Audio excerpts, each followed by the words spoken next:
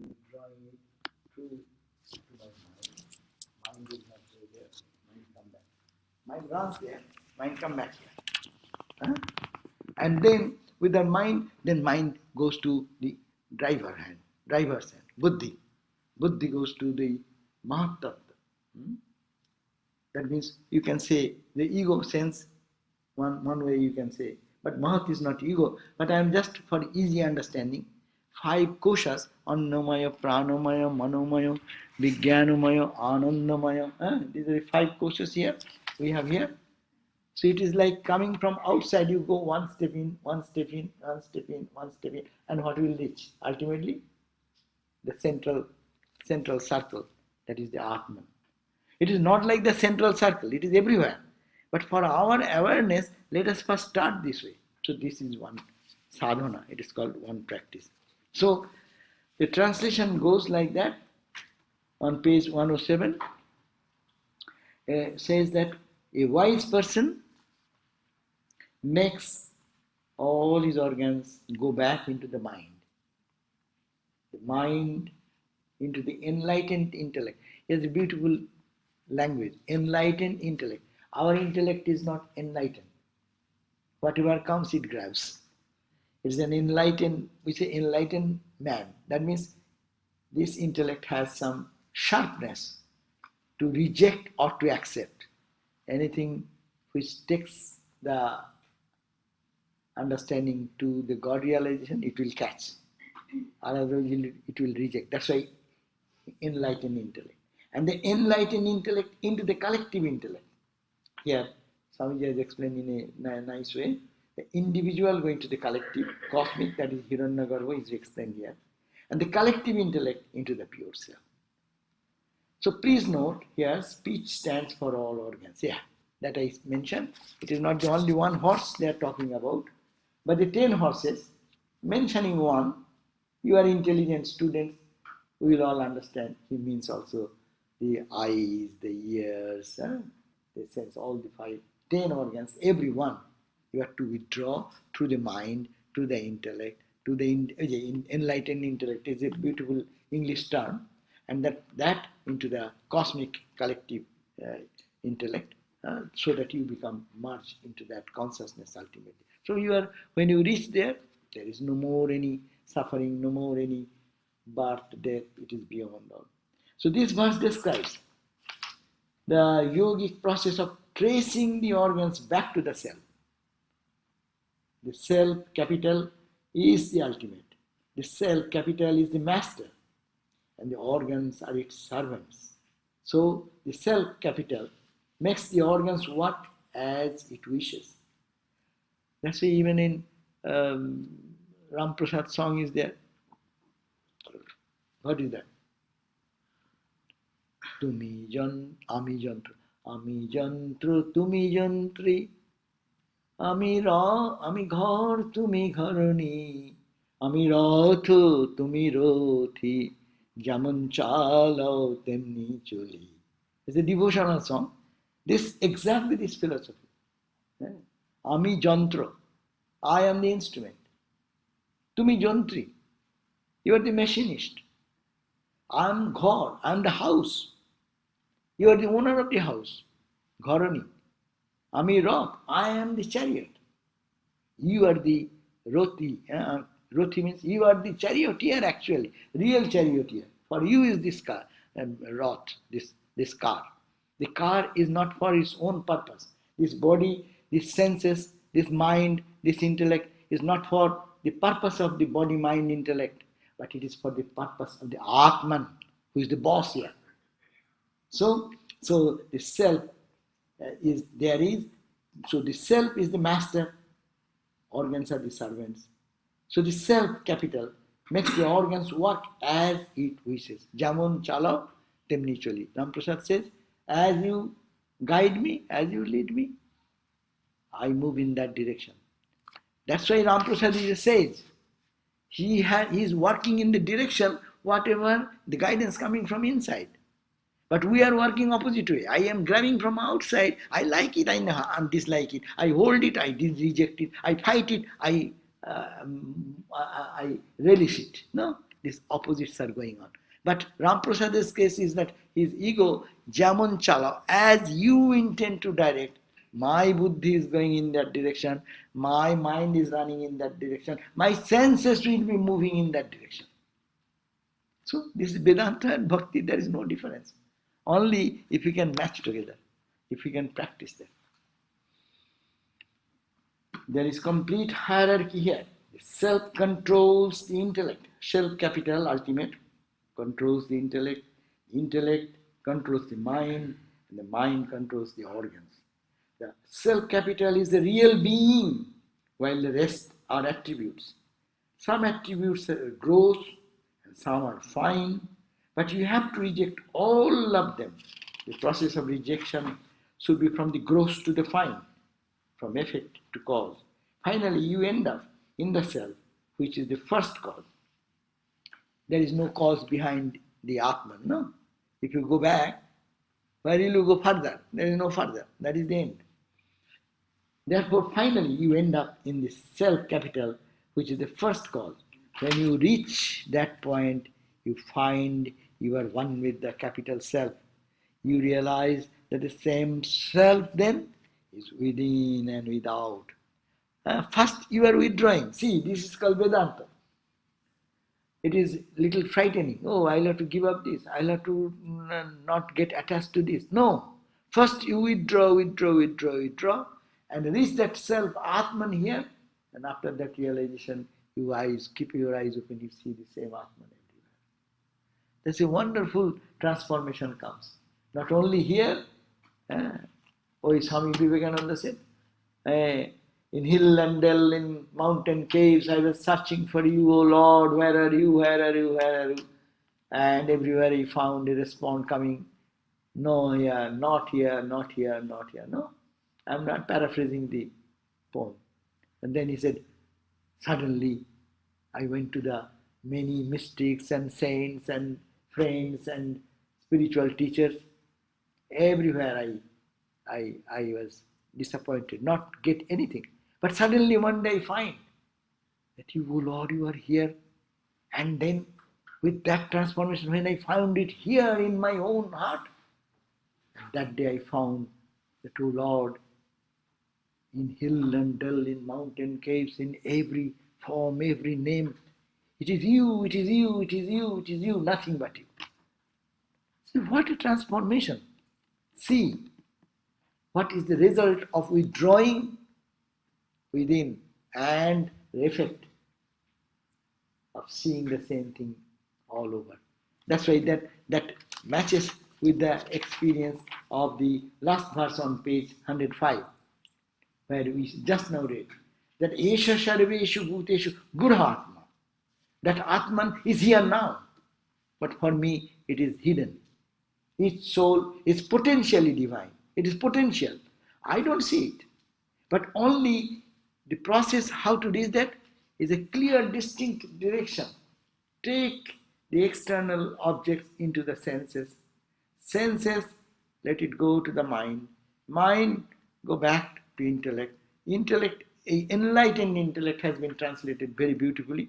That enlightened intellect will lead to the cosmic intellect, Hiranyagarbha, and then that push it back.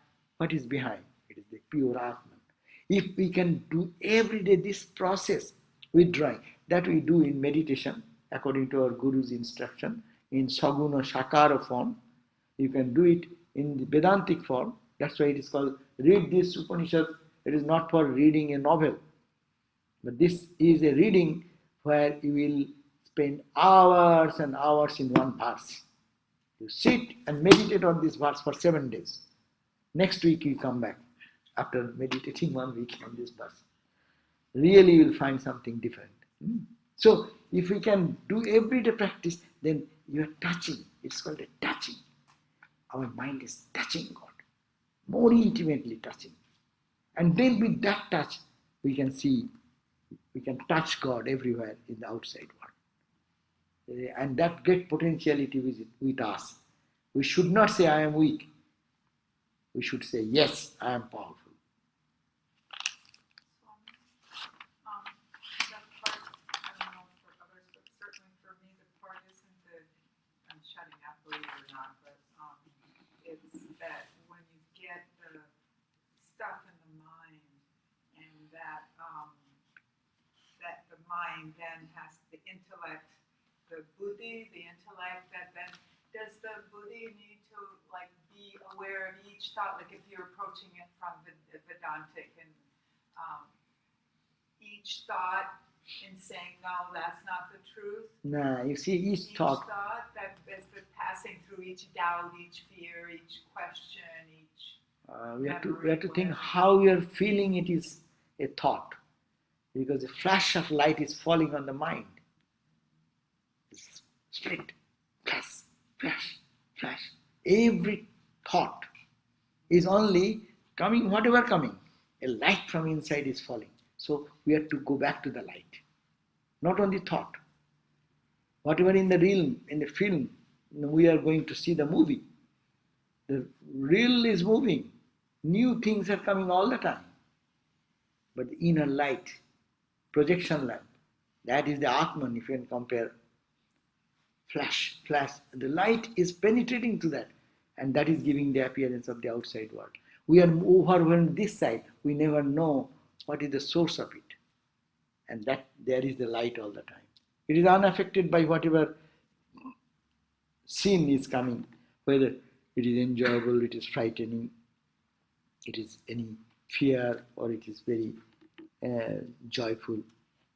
So we have to focus not on the mind, because mind is flickering, flickering, flickering, but to see what is making my mind aware of the thing.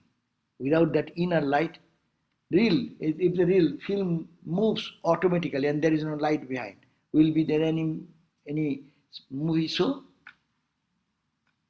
So similarly here, to be aware of that. Question about the step of moving back or merging back from the intellect to the cosmic intellect.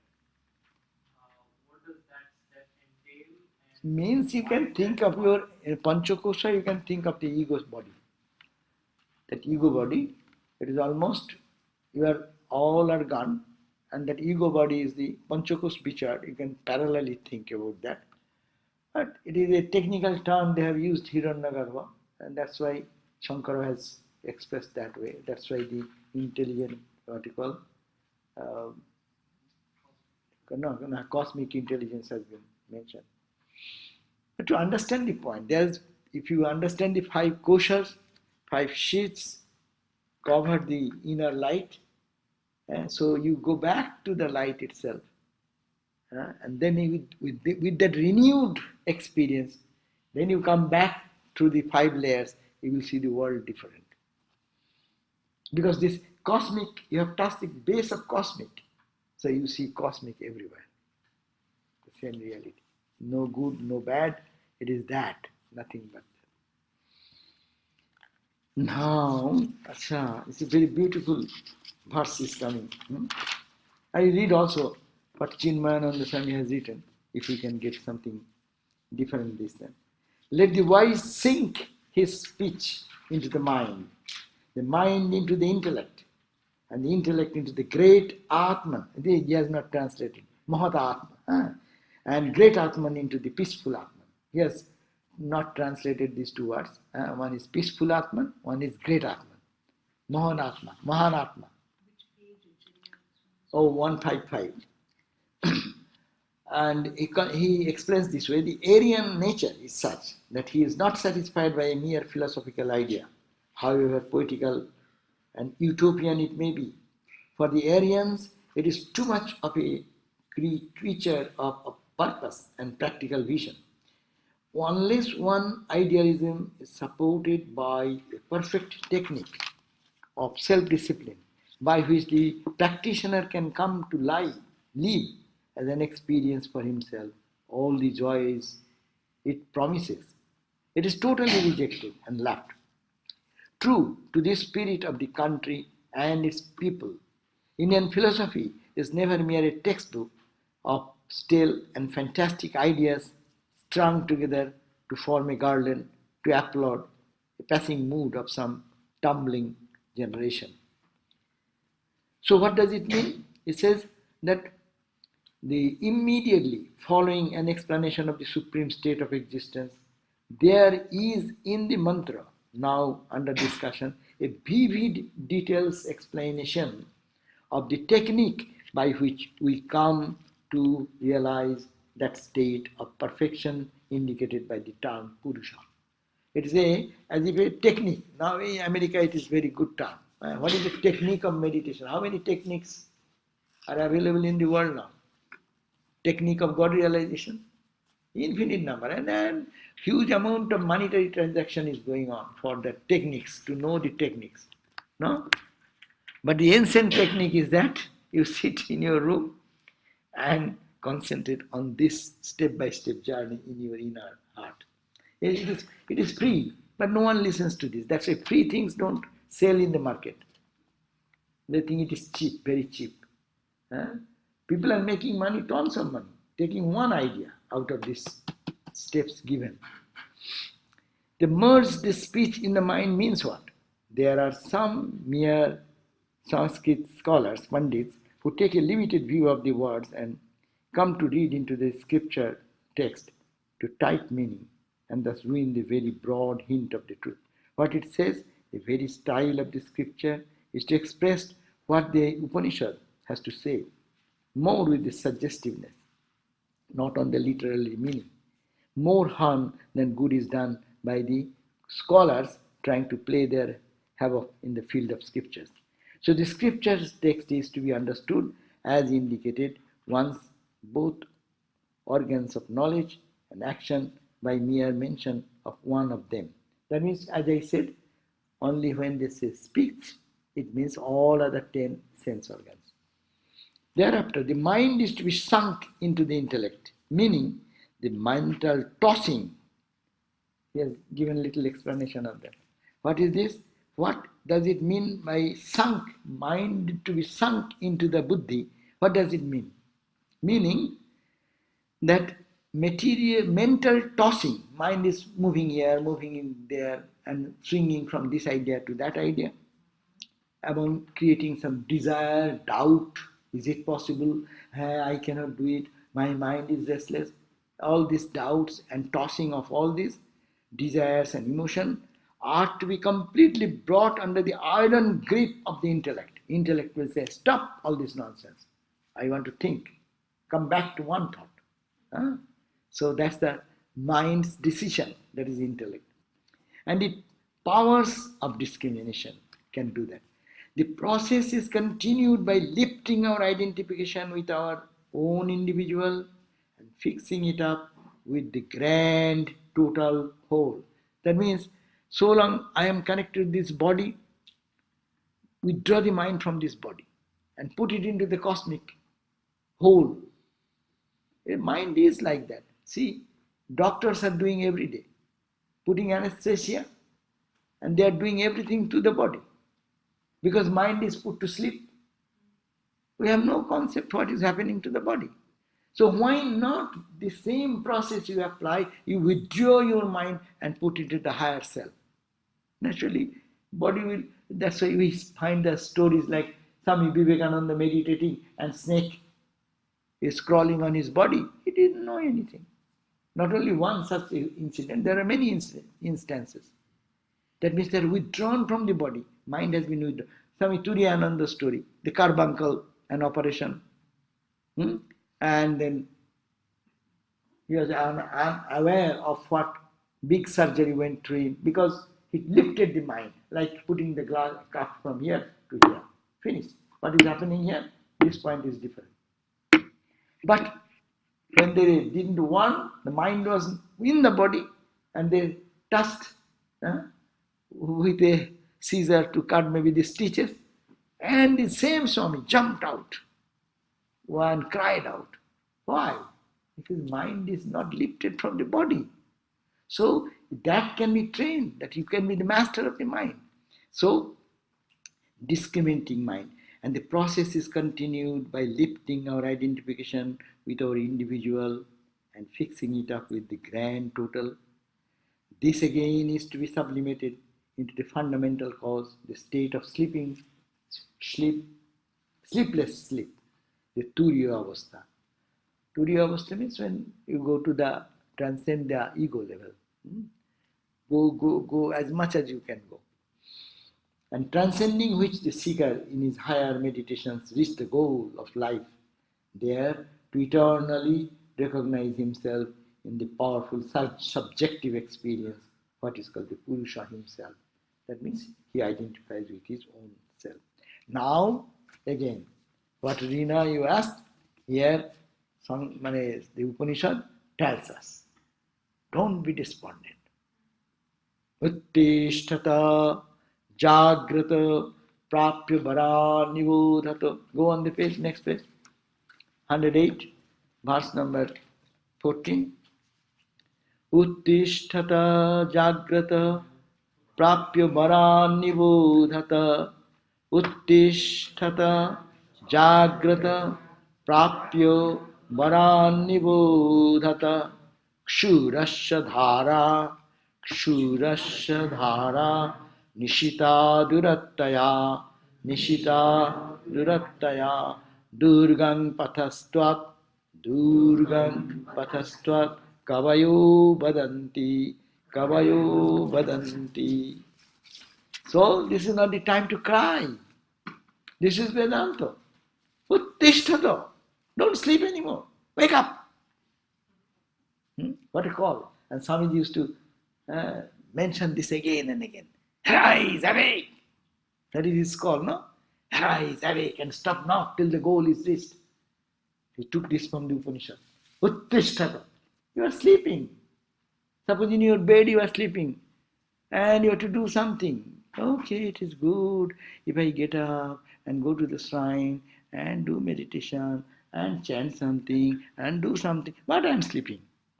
No, get up. Arise. Arise means what? Arise, why they say arise and then say awake. Arise, his opposite should be, no?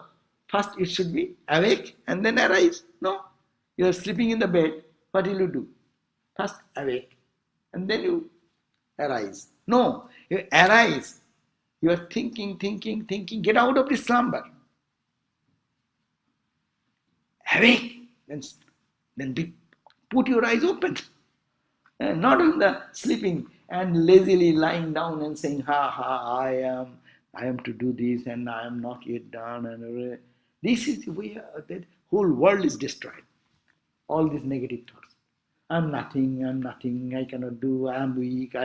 We have told those words life after life. It didn't bring any good to us. Is it not? How many times I say, I cannot do anything. I am a poor guy. This life in meditation is not for me. It's for some holy people. And they are great people. I am not like that. We have done it 10 years, 20 years, 30 years, 40 years, 50 years, 60 years. How long to say like that? Arise and awake. Uttishtata Jagrata Prapyo Varan Nibodhata. Prapyo means reaching that goal. Varan means what is your goal, the ideal. Nibodhata. Learn, realize that Atma. Say now, let us take a decision. I will realize God. Arise, awake. Don't sleep anymore. And Swamiji has explained that stop not. Your journey, it is long distance to go. Till you reach goal, don't stop your driving. Our Swami Prabhupada Swami used to say, you are in the train, don't get down. Or you are in the boat, don't get down from the boat. Just stay on the boat and row it. It may be sometimes slow, sometimes rapid, but matters little. Sometimes it may be stream is helping you to move forward. Sometimes the bridge is helping, sometimes not. But you, as Ramakrishna said, like the hereditary farmer. The farmer, they don't stop farming because there is no rain. Ramakrishna said, they are hereditary. They will do their business. God will provide the rest of the rain and whatever. So this is in spiritual life. Be a hereditary farmer. Guru has given the mantra, I am reading the Vedanta Upanishad. Let me do. And not stop. I will not give up, whatever happens. And that is the hope. And don't think it is very easy route. You have taken your goal is too high. People are in whole life thinking of becoming a rich person. 1 million, that's my goal, first goal. Million to make is matter of joke. How much energy is necessary to earn $1 million? And then you say million is not good. I want billion. Billionaire is a matter of joke. How much is needed for that? How much energy, how much sacrifice, how much dedication is necessary to make your money into a $1 billion? We cannot think of that, no? Ordinary people, how can you think?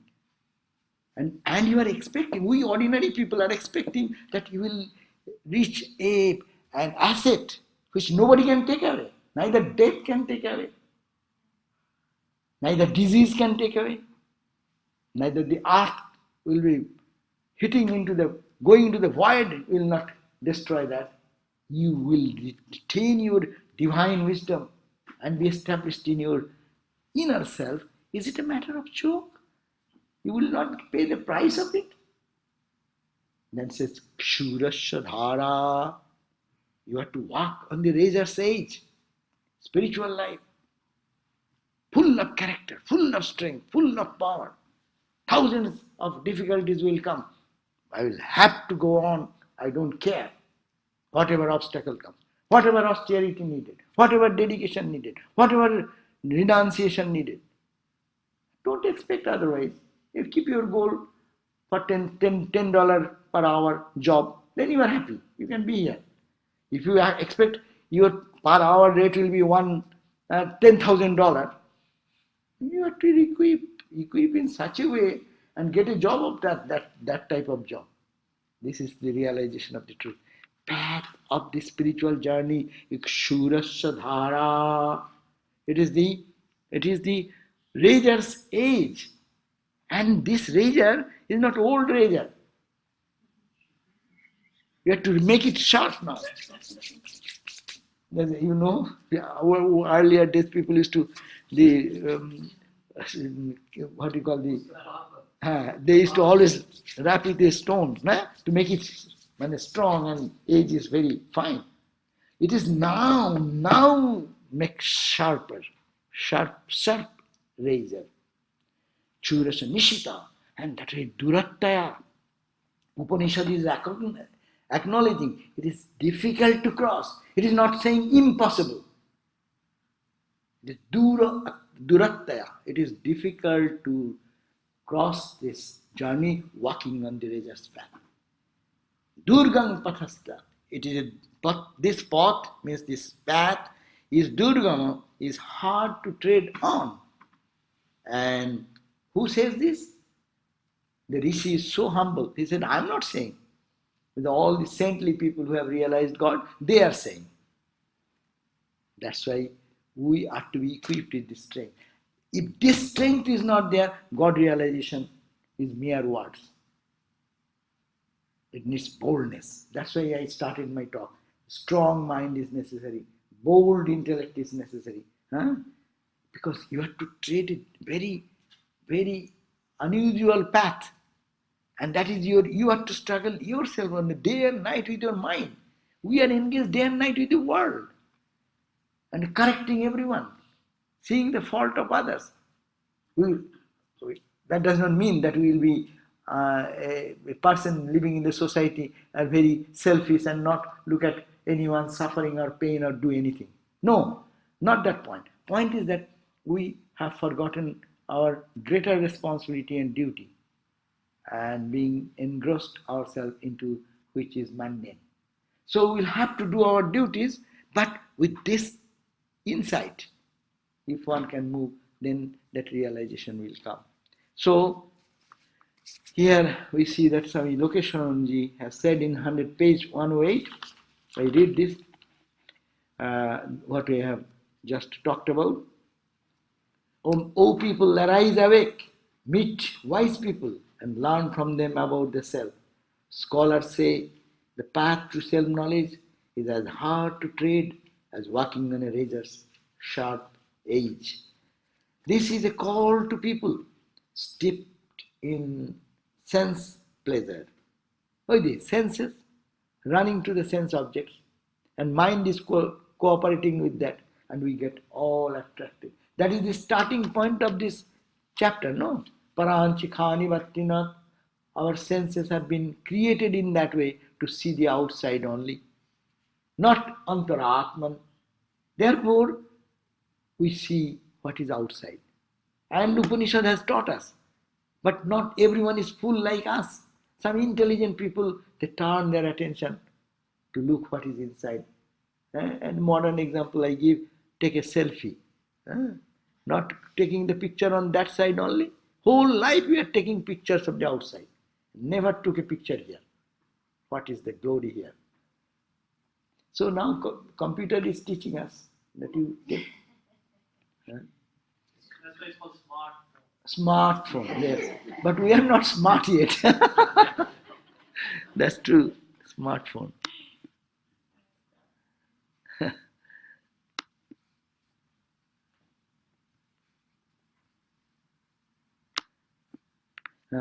They know nothing better than that. Taking piety on them, the Upanishad is asking them to arise and shake off their delusion. They think that which is gross and immediate is everything. This is a mistake. There are higher things, not easily perceptible, perhaps that give more joy and more enduring joy also.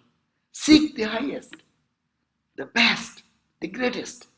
Seek that which will never perish. Such a thing is there, but you do not know it. Go to people who know and ask them, hurry, don't waste time, thinking that what you have now is all that exists by way of pleasure. It is delusion you are suffering from. Shake off that delusion. Go to the right teacher and they will direct you. They will show you the path to self-knowledge. It is a difficult path, as difficult as treading a razor's sharp edge. But never mind, if some people have gone along that path and reached the goal, surely you can also do it. Ask the teachers and they will tell you the secret of their success. The secret may be zeal. What is the secret? A very good point. That's why Upanishad is very powerful. It pushes us to run towards our eternal home. It says it may be, the secret may be zeal, hard work, and perseverance. Perseverance. Doggedly, we should have to get into it. One day I tried, my mind didn't cooperate. 2 days I tried, it didn't do. Okay, so let me go to the other one. Swamiji in one place said, when he was in Baranagar days, shall I have to give up Rama because I do not get him and go and make friendship with Rahim or something? Ram ke pelam na bol ki Sham ke niye ghar korte hobe. That was his thought. Anyhow, he is saying that hold on to the idea. Whatever happens, I am like what you call bulldog tenacity to hold on to that.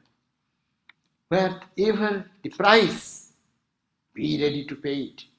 Why should capital self-knowledge be simple and easy to attain? Why? The Upanishad nowhere says that it is easy to get. Rather, it says again and again that it is difficult. It is in fact the most difficult of all things to attain. And because it is difficult, it is more precious and satisfying than anything else. But though difficult, everyone can attain this self-knowledge.